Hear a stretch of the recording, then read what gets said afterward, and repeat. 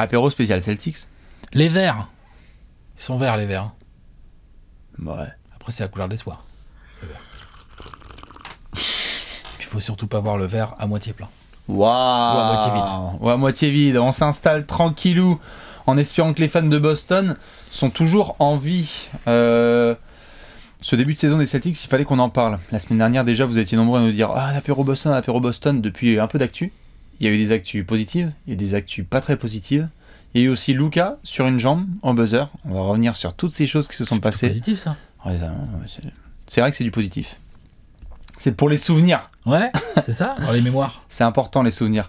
Évidemment, une petite dédicace à nos copains et copines lyonnais et lyonnaises qu'on a pu voir le week-end dernier, avec qui on a parlé pas mal de Boston. Mais c'est pas des verts. On va pas les insulter. Non. C'est pas des verts. Mais une grosse fanbase quand même, à qui je passe la bise, puisqu'on a pu discuter des Celtics et qui étaient là. Tu peux me signer le livre, mais chut, je suis fan d'une franchise de quelle équipe de merde. Les Celtics, je suis fan des Celtics, mais dis-le pas. Donc évidemment, on les a tous enchaînés. Marcus Smart, ballon, première tête de raquette, etc. Les Celtics, au moment où on parle, Alex, 4 victoires pour 6 défaites. Ouais. Ça va jouer face aux Raptors. Ils sont genre 11e ou 10e ou 11e de l'Est. Là, bon, c'est pas très important pour l'instant le classement. Là, le classement, c'est pas tip top, mais en tout cas, ça ne joue pas très très bien. Ah non, ça voilà, constat, ça, c'est factuel, ça. C'est assez factuel. On a eu, si on devait choisir le positif, on a eu, allez, je vais dire 3-4 grands moments. Premier grand moment, déplacement à Charlotte, où là, on a un match pas facile à Charlotte face à des Hornets qui sont cool à domicile. Charlotte qui était en forme. C'est ça. On parle bien au passé. C'était il y a un an. Ouais. Les Hornets, on en reparlera. Le road trip a été bien allumé. Oh, le road trip. Oui. C'est bien.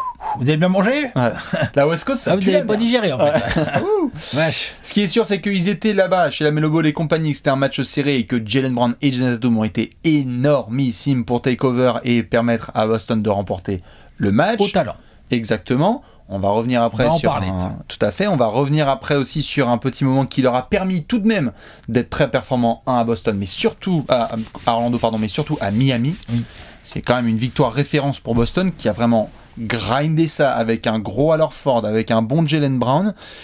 Ce sont les moments positifs de Boston et je n'arrive pas trop, Alex, à allonger la liste lorsqu'il est question de choisir des bons moments pour les fans des Celtics. Non mais c'est normal, parce que là, bon, là, t'as gratté, là, t'as trouvé 2 moments sympas dans le début de saison, mais sinon, honnêtement, faut se dire les mots, c'est de la merde ce début de saison des Celtics. C'est très décevant. C'est piètre qualité, voilà comme on dit dans le jargon poli. Et non pas qu'on s'était fait des attentes de malade, genre, oh putain, pourquoi les mecs sont pas top 2 de l'Est, mais c'est juste dans la...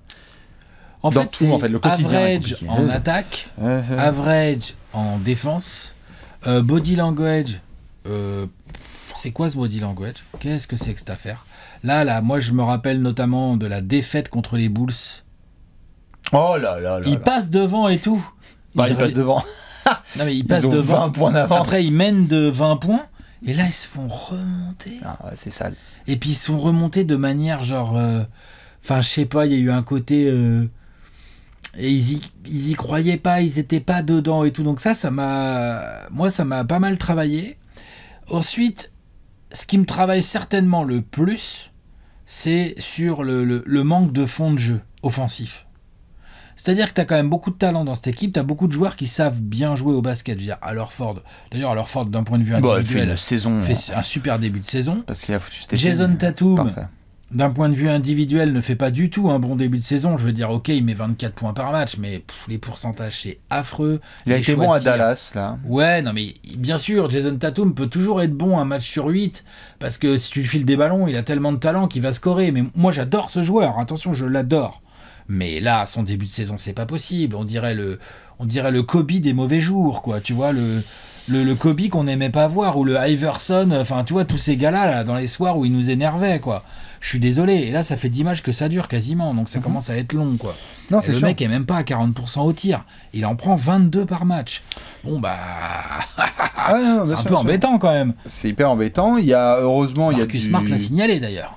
Tout à fait, il y a Jaylen Brown qui fait lui le travail, parce que lorsque le premier match de la saison débarque, il est en sortie de Covid, il en met 46, alors tu perds au finish, mais c'est des petits moments qui sont un petit peu flippants. T'as vu ses efforts des deux côtés du terrain, tu as vu une certaine forme de détermination, parce que quand Jaylen Brown est à fond, les deux pieds sur l'accélérateur, Boston s'en sort bien, mais Parce qu'il est efficace. C'est vrai que quand tu parles de fond de jeu, je suis d'accord, c'est chum.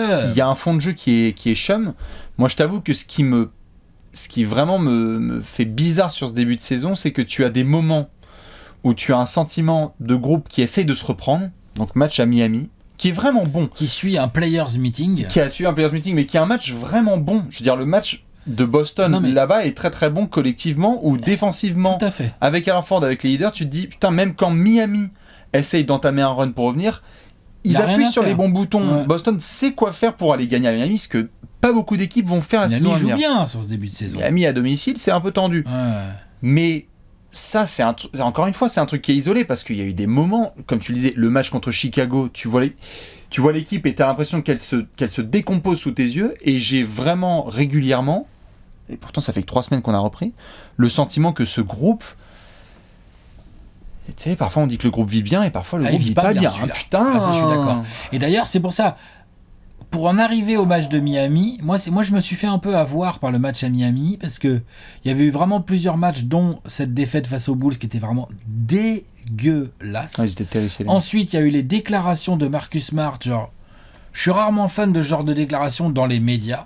Je trouve que moi, c'est le genre de déclaration qui doit être faite dans les vestiaires. Ouais. Discussion entre joueurs, à la limite via le coach, je sais pas, après faut voir comment fonctionne le groupe. On va parler d'Ime Udoka bien évidemment, mais là Marcus Smart qui débarque dans la presse et qui dit ouais franchement c'est des gros enfoirés les deux Jay et Jason et Jalen, franchement ils me filent jamais un ballon, c'est dégueulasse alors que je suis le meilleur shooter de l'équipe. Franchement, non je déconne, il a pas dit ça, mais il a dit un truc du genre on force trop sur les mêmes joueurs, on fait pas assez confiance à tout le monde, en gros le ballon circule pas assez, trop d'ISO. C'est ça, quand tu regardes, enfin je sais pas ce que t'en penses Bastien, mais quand tu regardes jouer les Celtics, c'est vrai. Ah non, mais on peut même pas lui dire que c'est pas vrai. C'est ce qui a fait. J'aime pas la forme, mais sur le fond, il a raison. C'est ce qui a fait chier avec les déclats de Marcus Smart, c'est qu'en fait, c'est vrai. Tu ne dois pas dire ça hors du vestiaire, parce que sinon tu tends le bâton à une presse et à un public, à un apéro, tout à fait. Tu mets les bases, tu mets les tomates cerises sur la table. Mais tu tends surtout le bâton pour que les médias disent du coup comment ça va. Bah oui. C'est passé à Dallas, ou je sais plus si c'était à Dallas, mais je crois que c'est à Dallas, où derrière les journalistes ont dit à Jason Tatum, du coup vous avez jamais répondu trop aux propos de Marcus Smart, qu'est-ce que vous en pensez? Et que le mec doit sur la caméra et dire, je pense que vous connaissez ma réponse. Ça entretient un truc qui est pas très sain et pas très stable. Et donc là-dessus, je suis d'accord, Marcus Smart aurait dû garder ça en interne. D'autant plus que, comme on a déjà discuté en se marrant, le message est bon, le messager n'est pas bon. Non, le messager parce que le messager, bon. C'est MSN Messenger, donc si tu veux, le mec il est à un niveau d'efficacité au tir sur le début de saison qui fait que Marcus Smart, s'il dit donnez-moi la balle dans le corner, ça va rentrer, non. Non, Marcus. Et par contre, il a pas tort sur le fond. Il a raison sur le fond. Quand tu regardes les Celtics, franchement, moi j'étais le premier. Il y a Chicago, mais même la victoire contre les Hornets, je suis désolé, c'est beaucoup d'ISO. Oui, tu es héros basketball. Ouais. Mais oui. Alors les mecs ont du talent à revendre. Ça. Et puis à l'inverse de Tatum, Brown, lui, il est plutôt efficace sur le début de saison. Il a des vrais bons pourcentages. Il score bien là. J'ai 49% au tir, 39%, presque 40% à 3 points. Enfin. Moi, ça me va, j'ai pas de problème avec ça. Tu vois ? Donc, sur le fond, il a raison.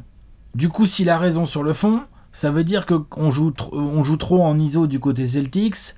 Et pourtant, je veux dire, Jalen Brown, Jason Tatum, même des Dennis Schroeder ou Marcus Smart et tout, qui sont pas des vrais meneurs, passeurs, gestionnaires, ça va, normalement ça lâche des balles, ils ont pas des réputations de trou noir à ballon non plus. Non. Alors Ford encore moins, enfin tu vois, donc c'est quoi? Alors du coup je te lance sur le coach, est-ce que on va pas affirmer des choses trop grandes au bout de 10 matchs, on l'a fait il y a 2 semaines, c'est pas le genre de on a dit Ime Udoka mauvaise pioche. Voilà, exactement. Alors est-ce que Ime Udoka est une mauvaise pioche?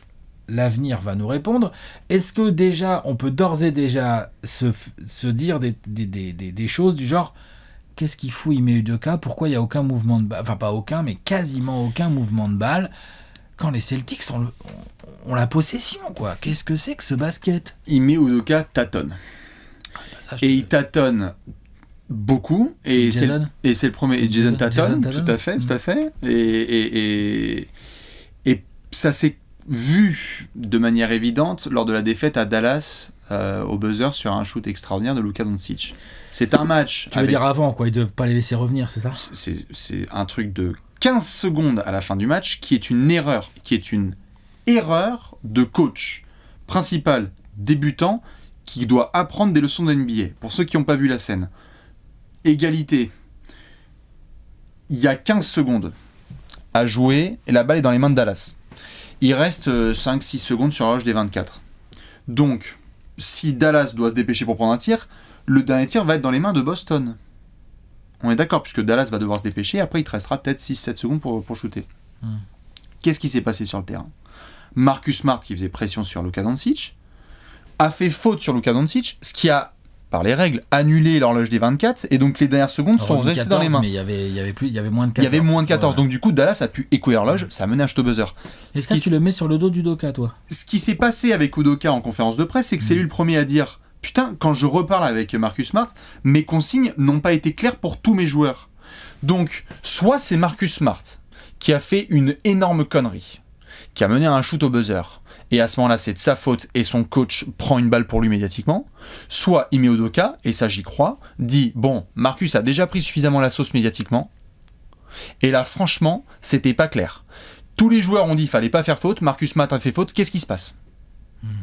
Et donc du coup, je dis pas qu'il faut mettre Ime Udoka sur un bûcher, mais ça fait plusieurs fois là sur le début de saison que Boston était habitué à une voix et une présence qu'on pouvait critiquer, mais qui restait Brad Stevens. Il était pas même pas si mauvais que ça, hein, il était pas si mauvais que ça. Certains peuvent en dire. Tout à fait, et nous les premiers. Et il était capable quand même d'apporter une sorte de stabilité. J'ai le sentiment que là, il y a beaucoup de pression sur un coach qui n'a peut-être pas ni le temps ni les épaules pour le moment pour assumer tout ça. Il faut lui donner du temps, mais... Peut-être, ouais, je sais pas. Moi, je serais plus sur la théorie. Je vois, hein, j'entends, je suis pas non plus en extase du tout devant le coaching du Doka. Mais bon, 10 matchs, le mec est coach rookie. Faut lui donner du temps. Par contre, tu vois, moi, les vétérans avec un peu plus d'expérience, les Marcus Smart... En fait, je trouve que... Réfléchissez avec autre chose que votre cul. Je trouve que à part Al Horford et Jaylen Brown, même si ça m'énerve parce qu'il joue beaucoup trop en ISO à mon goût, mais au moins il est efficace et il score. Mais je suis pas fan quand même, et je pense pas que ce soit forcément très sain pour le groupe.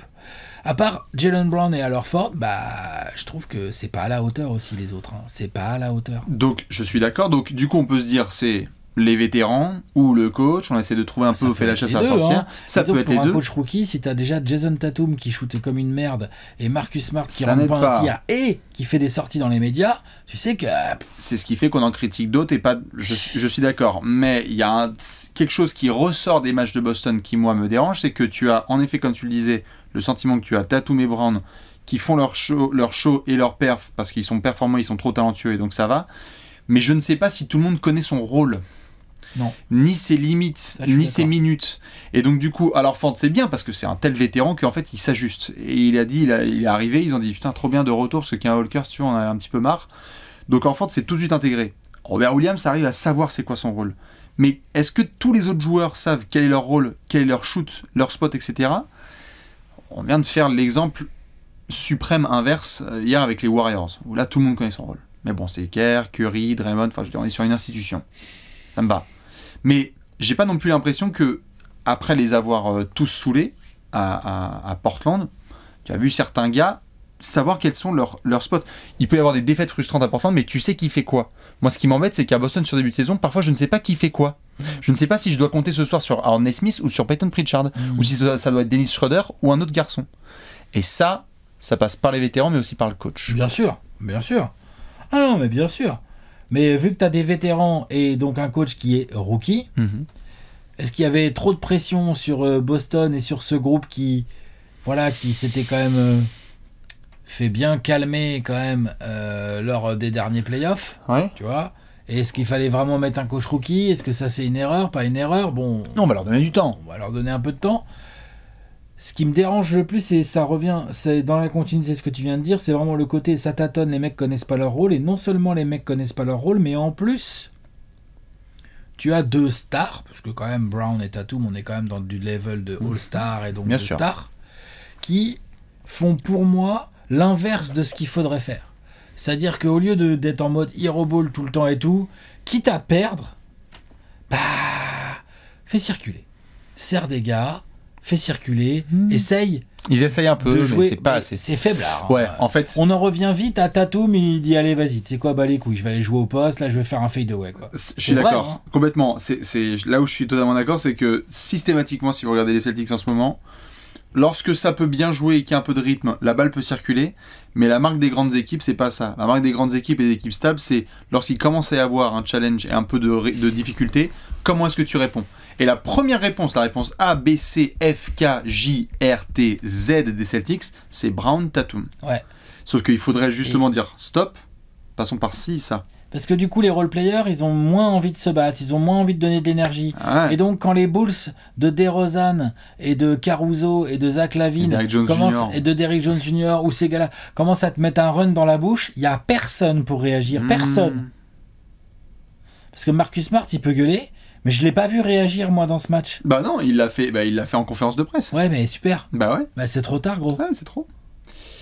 Ce qui nous emmène quand même à 2-3 points qui sont supplémentaires et qui sont pas forcément les plus réjouissants. Parce que là, on a mis le constat. Ouais, là on a mis un petit constat sympa. Maintenant on va faire des hypothèses. Alors, on va faire des hypothèses, mais il y a quand même une réalité qui est indéniable, c'est que Jaylen Brown, il est pas là pendant 2 semaines. Non, pardon, lui c'est la cuisse, lui. C'est la cuisse. Enfin, armstring, je crois. C'est ça. Ouais. Donc, t'as 2 semaines sans Jaylen Brown. Ils ont joué c'est là pas une Dallas bonne nouvelle, sans. hein. C'est pas une bonne nouvelle. tu vas déjà devoir te taper donc plusieurs matchs sans arguably le meilleur joueur des Celtics sur ce début de saison. Pas arguably, hein, c'est sûr. Et tout à fait, mais après tu sais c'est toujours le même débat, c'est plutôt Tatum ou plutôt Brown, plutôt Brown, là, plutôt sur le Tatum. début de saison, Ouais, quand d'accord. même. Je suis d'accord. Ah non. Ah bon? Non. Parce que certains l'ont vu, enfin vas-y ouvre, mais regardez la tête d'Alex, certains l'ont vu, je l'avais fait hier soir notamment sur Twitch, non, t'es pas prêt. Vache. Non. C'est simple, spoiler, jusqu'au 25 décembre c'est une horreur. Et en fait c'est ça la réalité. Non. Ouais, le mois de décembre. Non. Novembre, ça va encore. Alors. Il y a quelques espaces, quoi. Tu peux gagner quelques matchs. Je vais vous faire le listing pour ceux qui sont en train de faire la vaisselle, posez cette éponge tout de suite. Autant ce soir tu joues contre Toronto, Mais d'accord. n'empêche que c'est pas un match. Pour ces Celtics-là, c'est pas un cadeau. Tout à fait. Tu affrontes les Bucks. Qui sont pas en bonne forme non plus, mais c'est bon, voilà. Bref, ok. Tu vas à Cleveland, Dur. Tu vas à Atlanta. Facile. Tu rentres à la maison, tu joues les Lakers. Petite pause de 48 heures où tu vas jouer le Thunder et les Rockets. Ok. Tu affrontes ensuite les Nets à domicile, tu déplaces à San Antonio et Toronto, petit break potentiel, mais alors là, attention, tu débarques en décembre. Et comme le disait Alex, spoiler, on en a parlé sur Twitch, 2 décembre, match contre Philly. 4 décembre, déplacement à Utah, back-to-back le lendemain à Portland. Tu fais une pause, tu vas chez les Lakers, back-to-back chez les Clippers. Tu rentres à la maison, tu joues les Bucks, avant d'affronter les Warriors. Oh, t'as eu Phoenix entre-temps. Pardon, t'as terminé ton road trip En avec les sortie Suns. du back-to-back de Los Angeles, tu vas à Phoenix. Tu rentres à la maison, tu joues les Bucks, tu joues les Warriors, tu joues les Knicks, tu joues les Sixers, et tu termines avec les Cavs avant d'affronter Milwaukee à Noël. C'est une horreur. Et en fait, cette réalité, c'est celle des Celtics qui vont avoir un calendrier d'une violence rarissime. 2 semaines, là, sans Jaylen Brown. Attention à la direction que peut prendre ce début de saison. Ouais, parce que là, le road trip à l'ouest, il peut laisser des énormes Non, traces. mais ça, c'est des trucs... tu peux... Ouh là là. Donc tu as quand même les joueurs pour. Je veux dire, tu peux avoir le fameux mois où on se dit putain, c'est vrai qu'on a oublié que Robert Williams, il a quand même un potentiel de puis malade. Attention, parce que s'ils jouent plus souvent comme ils ont joué contre Miami, Ah bah ils vont faire chier des gens, hein, même sans Jaylen Brown. Hein. oui. Et sans oublier une connerie de fin de match, ils auraient peut-être gagné à Dallas parce qu'ils ont été assez bons sur le Josh Richardson Revenge Game, Schroeder et Tatum. Mais tu avances là tout droit vers une période, je pense qu'on peut l'affirmer, de 6 semaines où il va falloir serrer les fesses très fort. 6 semaines, ouais. Serrage de C'est fesses. long. C'est très très long, 6 semaines. C'est beaucoup de matchs en NBA. Et t'as pas démarré fort. Non, c'est clair, non. Et il y a déjà un players meeting. Ouais. Attention à la poudre. Ah bah. Daryl Morey, il est comme ça. Daryl Morey, il fait comme ça. Il fait alors. Attends, je vais envoyer un SMS à Brad. Et c'est là qu'on en vient évidemment à ceux qui ont vu. On Oh, avait il y a pu des discuter rumeurs. de la rumeur Jaylen Brown, Ben Simmons. Ouais. Bon, Ouais, faut arrêter tout de suite. Je veux dire, ça n'arrivera pas. Ça. Si Daryl Morey réussit. pourquoi il tend Non, attends. Si Daryl Morey réussit se dit. à faire avaler une telle salade aux Celtics, faut lui faire une statue, mais direct. T'es d'accord? Ouais, puis Joel Embiid, si on lui dit juste, je suis désolé, on t'enlève Ben Simmons, on te met Jaylen Brown. Bah, l'autre, il te baise les pieds toute la... What the Non, mais t'es d'accord, toute la semaine. C'est Daryl Morey qui a appelé Shams Charania et s'est dit allons-y, on y va, on se régale. Bien sûr. Ça n'empêche que le travail d'un manager, c'est de prendre des nouvelles sur ce qui se passe sur le marché et tu peux toujours demander combien coûte Ben Simmons. Ah, combien coûte Ben Simmons? Ouais. Tu peux toujours dire genre, au fait, juste ton affaire elle est toujours pas réglée, d'accord. Juste, tu veux pas de. D'accord. Non, parce que j'allais te proposer, je sais pas moi, Marcus Smart, plus du pic, plus du vétéran. Ah, tu crois que c'est les Celtics qui se renseignent sur Ben Simmons, toi? Pour moi, je me pars juste du principe que Boston n'est pas dans une situation hyper stable. D'accord. Ça, on est tous d'accord. Enfin, je Ok. pense qu'on est tous d'accord là-dessus. Deuxième constat, Ouais. Brad Stevens, nouveau directeur des opérations basket en ayant pris la place de Danny Ainge. Il est particulièrement actif depuis qu'il est arrivé. Ouais. Kemba contre Orford. Pourquoi tu te marres ? Je me marre parce que je veux voir où tu vas, comment tu nous emmènes à Jalen Brown. Le truc de Jalen Brown, ça vient d'Daryl Morey, mais juste pour finir, Brad Ah. Stevens est hyper actif et donc il surveille, parce que c'est le travail de n'importe quel general manager de surveiller qu'est-ce qui se passe sur le marché. Donc quand il y a des rumeurs sur Ben Simmons, c'est facile de connecter des liens. Et comme je l'ai dit hier, notamment sur Twitch, c'est que c'est... Tu peux faire une leak source telle The Athletic juste sur le principe de faire oui bonjour, Ben Simmons est-il toujours disponible? Oui. Est-ce que ce type de package vous conviendrait? Non. Du coup les Celtics se sont renseignés. Ça veut pas dire, comme ils l'ont d'ailleurs, il l'a certifié, Ça veut Shams pas Charania, dire qu'ils ont mis ça veut pas Jalen dire Brown que dans les- le package. c'est ça, et que les talks are fucking escalating et que genre c'est en train de devenir une dinguerie. Mais Voilà. ça peut être une discussion de dire salut, ouais, ça Ouais. va, il est dispo, ouais, ce Tu vois pic, Kevin non merci. Pritchard? Est-ce que tu vois Kevin Pritchard? Tu sais que je peux te mettre Peyton, un Grant Peyton. Williams avec? Peyton Kevin, c'est pardon. le GM des... Oui, c'est vrai. C'est Peyton Pritchard. Tu sais que je peux te mettre Grant Williams avec? Non, mais non. Enfin voilà. Donc du coup, effectivement, des rumeurs, il peut y en avoir. De toute façon, une équipe comme les Celtics, avec tous les bons joueurs qu'elle a, qui pratiquent un basket quand même de vraiment, comme j'ai dit tout à l'heure, de piètre qualité, ça forcément, ça engendre des rumeurs. Surtout quand tu as Marcus Smart qui ouvre sa grande bouche et qui commence à critiquer un peu tout le monde, hein, en fait, entre guillemets, quoi, hein, franchement, sauf lui. Plus un players meeting, plus des résultats qui sont pas là, ouais, ça va générer des rumeurs. Maintenant, du coup, je vais te mettre, comment on dit là, on the spot. J'allais le faire, vas-y. Ouais. Tu serais content d'accueillir Ben Simmons aux Celtics? Non, Pourquoi? c'est un joueur que j'adore, mais... Tu me dis pas, ça dépend contre qui. Même pas. D'accord. En fait, je pense déjà au jeu. Il faut des lignes de pénétration énormes pour Tatum et Brown pour exécuter. Tu vas faire quoi encore de Ben Simmons? On va se retrouver dans le même type de jeu où t'as un mec qui va être dans le dunker spot, il va être sous le panier et c'est tout, et il va défendre. C'est un nid à emmerde. Enfin, tu vois, je veux dire, il faut la place pour jouer pour Ben Simmons. Tu le vois, toi, jouer dans un système pareil? Pas particulièrement. Non. effectivement. Moi, je suis pas chaud. Par Le contre, système, toi, pas tu- vraiment de système là aujourd'hui. pour le moment, il est en. Hein? C'est en upload. C'est en upload, on cherche la mage. Cargado quand même. Sur la Cargado page, là. il met. Non, moi j'allais te renvoyer une question. Ouais. Est-ce que Marcus Smart est un meneur titulaire en NBA? Non. Voilà. Voilà. Parce Ça que on le savait déjà. tout à fait, mais je veux bien voir, parce qu'on a vu les premières décisions qui ont été prises par Brad Stevens là à l'intersaison, je veux bien voir jusqu'au 10 février, si là tu te pointes là et C'est que un Boston... sixième homme, Marcus Smart, je trouve. Tout à fait, mais si tu te pointes le 25 décembre là et que Boston est 12e de l'Est là, ou 11e de l'Est, Est-ce que trader Marcus Smart ça suffira? je sais pas. Si oui, quel genre de profil tu voudrais toi, Bastien? Je sais pas, déjà il me faut un meneur titulaire NBA. Donc, t'essayes pas Schroeder, tu considères que Schroeder non plus n'en est pas un? non, bah demande à LeBron, demande à Edin, demande Non, à... mais je S'il y a pose la question. OKC qui était top 8 de l'Ouest, c'était le 6e homme de l'année, bah très bien, qui reste 6e de l'année dans une équipe qui est top 8 de l'Ouest. Mais c'est pas un meneur Donc, titulaire. il n'y a pas de meneur titulaire dans cette équipe des Celtics. Non. Ils ont une traction que moi j'aime beaucoup et sur laquelle tu peux travailler qui est vraiment Robert Williams, Jason Tatum, Jaylen Brown, qui sont en plus des profils où chacun connaît son rôle et ils sont capables de jouer ensemble. Ça peut selon être moi. complémentaire, je suis d'accord. Ouais. Et même, je suis vraiment pas mécontent, on avait parlé dans la preview, je suis pas mécontent du test à l'enfant de Robert Williams en traction c'est pas intérieure. Finalement, il s'en sort. Ça va, parce que Ford est incroyable. Parce qu'à l'enfant incroyable, faut voir Faut si ça tient reconnaître. pendant 6 Ouais, c'est ça. Mais parce qu'il est incroyable, faut reconnaître. Mais il te faut un meneur titulaire. Sauf que tu vas pas. Aujourd'hui vraiment, est-ce que aujourd'hui vraiment, dans un package à base de Marcus Smart, est-ce que tu chopes un meneur titulaire? Je te rappelle que est-ce que Ben Simmons est un meneur titulaire en NBA, Bastien?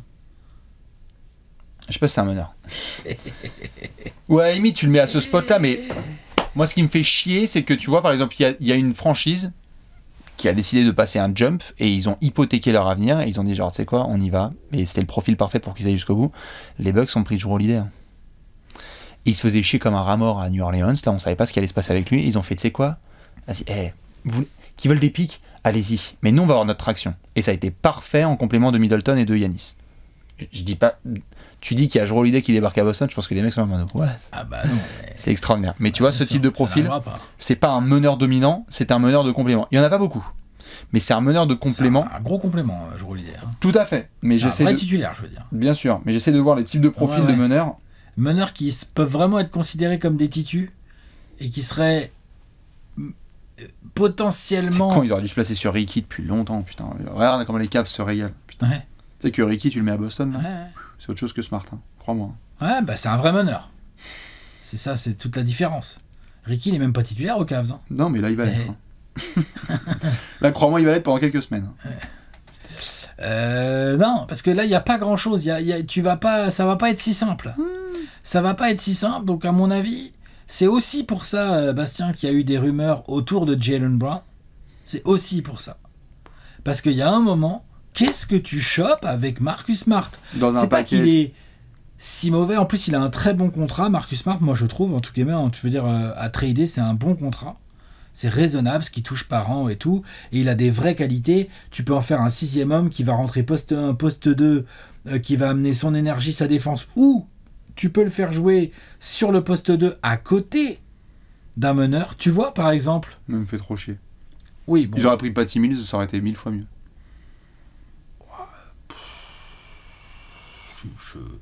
C'est tellement différent comme profil que je sais pas si je pourrais m'emballer à dire un truc Je comme ça. m'emballe, mais tu vois ce que je veux dire, c'est qu'ils auraient un mec qui serait capable de sanctionner les yeux fermés à distance, qui aurait un peu de vis. Oui, c'est pas non plus un meneur titulaire en NBA. Non, non, mais je suis d'accord. C'est ça, je veux dire. Je suis d'accord, je suis pas en train de dire que Patty Mills c'est vraiment une upgrade de malade par rapport à Marcus Smart, mais juste j'essaie de trouver le type de profil qui va avec des joueurs comme Jaylen Brown et Jayson Tatum. Ça me fait penser un petit peu, je vous souhaite le même avenir, nos amis les Celtics, de ce qui s'est passé lorsqu'il a fallu trouver un meneur type Mario Chalmers pour aller avec LeBron et Wade. C'est pas un profil qui est énorme, mais par contre c'est un profil qui sait ce qu'il doit faire. Il sait très bien ce qu'il doit faire. Tu vas défendre et tu vas rentrer tes shoots extérieurs. Il y a combien de maçons titulaires à Boston ? Ça me fatigue. Et c'est pas comme si on avait dit oui bien sûr Marcus Smart est devenu tellement automatique à distance. Non, ça fait des années que Marcus Smart en NBA, on connaît les scouting reports. Il y a un soir où c'est 7 sur 9 et le lendemain où c'est 1 sur 15. Donc oui, t'es peut-être à 38% sur la saison, mais c'est pas comme ça que ça fonctionne. Donc moi je vais surveiller très très fort là, les 6 prochaines semaines parce que ça va chauffer fort. Et après on verra à partir de... Trade ou pas trade ? Là... Jusqu'à la trade deadline, je pense qu'il y aura un grand mouvement à un moment. Je pense que Brad Stevens, il a dit regardez, je m'en bats les couilles. Kemba, je vous le transfère. Vous voulez que je fasse quoi ? Josh Richardson, je l'ai récupéré. Dès qu'il a pu faire des mouvements, il a fait des mouvements. Donc je pense qu'il va le faire. Mais... Ouais, mais tu vois, Josh Richardson, il l'a récupéré. Alors il fait son boulot, Josh Richardson. Mais encore un qui n'est pas non plus un mec qui tire la balle. Tout à fait. C'est un two-way player. C'est un 3&D. C'est un D. Oh, ouais, il peut. C'est un D qui peut mettre des 3. Ouais. Bah, comme Marcus Smart. Hein. Bah oui, mais merde, stop, arrêtez. Arrêtez, il leur faut des mecs, vraiment carrés au shoot. Il faut quoi comme profil ? Chris Paul ? J'en sais rien, déjà donner plus de temps de jeu à Ron Naismith, on va déjà voir ce que ça donne. Ouais, c'est pas un meneur non plus. Non mais oui, Chris Paul. Il leur faut quoi comme tu vois ce il leur faut Stockton. Non mais je fais ça, tu vois. Je fais exprès. Ouais, hein. mais oui, il leur faudrait ça. Putain. À Philly, ils sont contents parce qu'ils se disent ok, on s'était bouché et on a demandé un seul truc particulier à Tyrese Maxey, il le fait. Tyrese Maxey, on lui dit tu shootes pas trop, si tu shootes très bien, mais surtout tu pénètres, tu mets de l'impact en pénétration et tu défends dur. Putain, Philly, ils sont contents quoi. Parce que les mecs, ils savent qu'il y a un mec, il remplit son rôle. Et je crois pas que les mecs tous les soirs ils peuvent se dire genre Marcus, tu fais ton taf, tu défends, ça normalement c'est ok, et tu rentres tes cires. Mais il y a aussi à Philly quelque chose que Doc Rivers a réussi à faire du haut de sa grande expérience et que Ime Udoka, qui n'a pas d'expérience, n'a pas réussi à faire, c'est qu'il y a une équipe qui joue au basketball ensemble et il y a une équipe qui joue au basketball les uns à côté des autres, chacun son tour. C'est vrai, c'est vrai. Ouais. Et parce que Philly, ils n'ont pas Tobias Harris, ils n'ont pas Ben Simmons. Bon, Embiid est absolument magnifique au niveau collectif sur le début de saison. Au niveau réussite au tir et tout, ça on peut en rediscuter et tout, mais au niveau collectif, c'est vraiment bon ce qu'il fait Joel. Il fait plein de passes, il se bat, il dirige et tout, et du coup ça fonctionne en termes global. Les Celtics, c'est ça leur problème, parce que demain, t'as des Celtics qui se mettent à faire mieux tourner la balle. Peut-être que Marcus Smart shootera toujours aussi mal, mais en fait, il y a d'autres mecs qui mettront des tirs. Tatum, il aura peut-être des choses plus ouvertes. Ça va se remettre à marcher. Et tu sais quoi, ça va gagner des matchs. Hein. Ouais, moi, ils me font chier. Voilà. Ça m'énerve de regarder Boston en ce moment. Je les regarde, je me bouffe tous les matchs là, en direct toute la nuit, mais ils m'énervent. C'est tellement... c'est dommage, quoi, en fait. C'est dommage. Et peut-être qu'on en attend un peu plus, mais wow. Allez voir vraiment le calendrier des Celtics. Allez le voir, et je peux vous dire que oui, il y en a qui vont nous dire mais attends, c'est la NBA, tu joues des équipes dures tous les soirs. Non, là c'est hardcore ce qu'on vient de voir. Ouais. Je suis d'accord. On fait un point à quoi? À Noël sur Boston? Ou peut-être avant s'il y a des transferts. Putain, ouais, surtout vu le calendrier, peut-être match par match. Hein. Yeah. Là, attention les gars. Hein. Il va y avoir du stress chez les Verts. Il va y avoir du stress chez les Verts, tout à fait. Et sur ces magnifiques paroles, évidemment, les fans des Celtics, on vous attend dans les commentaires. On vous fait des bisous, courage pour le calendrier de l'avant, parce que ça risque d'être vraiment la mort. Et nous, on se retrouve bientôt dans un nouvel apéro. Allez, Des ciao, bisous. ciao. Ciao. Ciao.